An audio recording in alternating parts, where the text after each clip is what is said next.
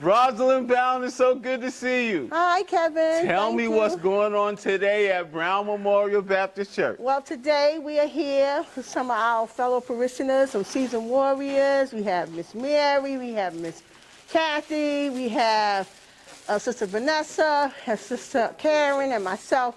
And we're getting prepared for our Mother's Love, which was postponed from Saturday, May 7th because of the weather. And then the 14th, there was some kind of issue with the church that we're going to be using. So here we are, thank God. It was canceled because on the 21st, it's supposed to be great weather. And we're going to be down at the Mount Sinai Baptist Church, 241-245 Gates Avenue between Franklin and Clausen, where we're going to be using their parking lot to set up. And we're going to be down there to bless women who live in alternate living situations, such as shelters. We're ready and prepared to serve at least 100 to 150 women. We're going to do a day of pampering. There's going to be facials and manicures and feet washing, and they Jesus wash feet, so that's right. Something that we need to be humble about.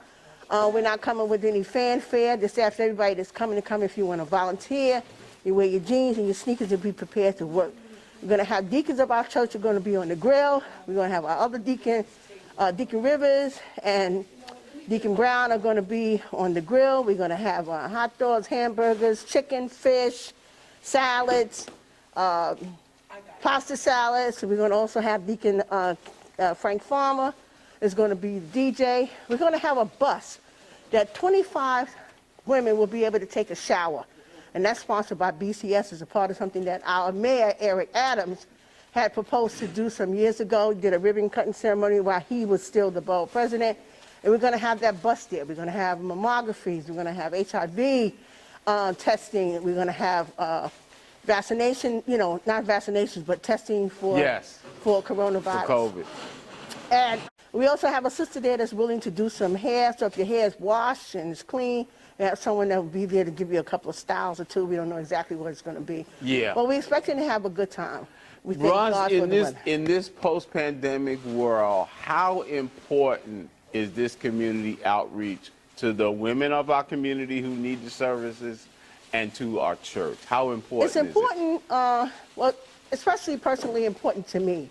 I guess about 7 or 8 years, God gave me a vision. I thought about my children. I think my oldest daughter didn't live here. She lived in Virginia. And I have 4 daughters. They're all very active in the church. And that particular Mother's Day, I was like, oh, God, I'm not even going to see all my children. And I was like, what about the women who have nobody? They have no children to tell them Happy Mother's Day.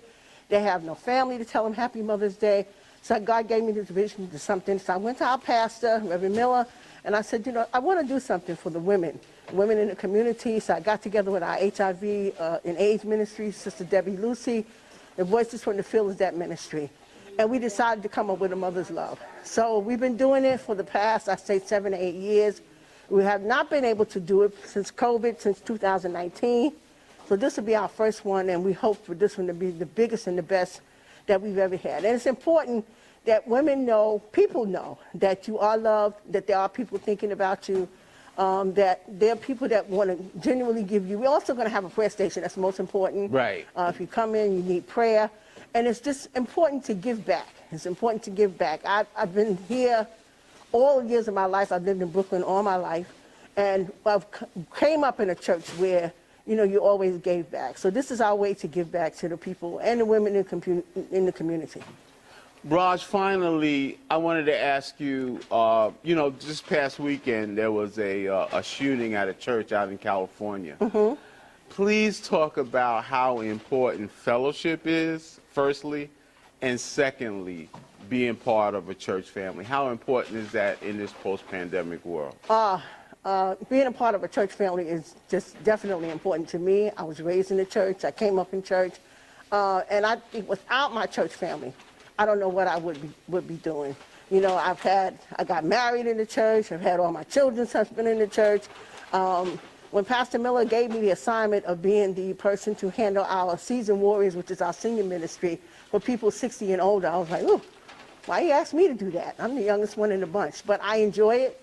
We go on trips. We do a lot of fascinating things. And it's important to be a part of someplace that you can go when you're grieving, or if you have any kind of problems, the church is the place to go to.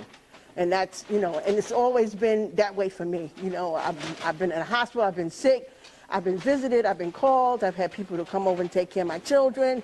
So it's important to have that community and to have that fellowship that we gather on Sundays when, you know, we're back. I miss church so much when we were out from the pandemic, but it is just so important to have that community of camaraderie, of friendship. You know, I don't have any sisters, but I have gained so many sisters, you know, in my life. So it's important to me.